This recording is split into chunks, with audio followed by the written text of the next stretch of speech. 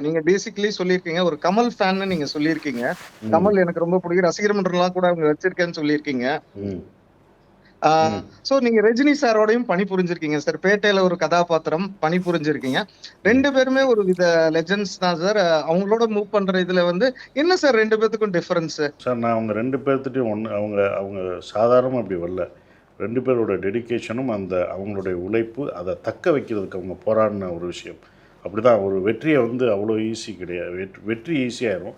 அந்த வெற்றியை சஸ்டைன் பண்ணி தக்க வைக்கிறதுக்கு இத்தனை வருடங்களுக்கு அப்புறம் அவங்க வச்சுருக்காங்க. அது ரஜினி சார்கிட்ட அந்த உழைப்பு, அந்த நேர்மை, அந்த அந்த சாதாரணமான ஒரு விஷயம். அதையும் தான் அவங்ககிட்டயும் பார்க்குறோம். 2 பேரும் இப்போ வரைக்கும் நட்பாக இருக்கிறது எங்களுக்கு எக்ஸாம்பிளாக இருக்குது. அவங்க ஒருத்தர் ஒருத்தர் புரிஞ்சுக்கு பேசுகிறது, அந்த நட்பாக இருக்கிறது வந்து எங்களோட ஜென்ரேஷனுக்கு அது வந்து ரொம்ப ஒரு சந்தோஷமாக இருக்கிற விஷயம். அவங்க இவ்வளோ தூரம் அந்த பயணிக்கிறது நமக்கு கிடைச்ச கிஃப்ட் 2 பேரும். எங்கள் ஊரில் 2 பேர் இருக்காங்கன்னு சொல்லிக்கிறதுக்கான ஒரு கிஃப்ட் தான் கமல் சாரும் ரஜினி சாரும் நான் பார்க்குறேன். அப்படி தான் பார்க்குறேன் நான்.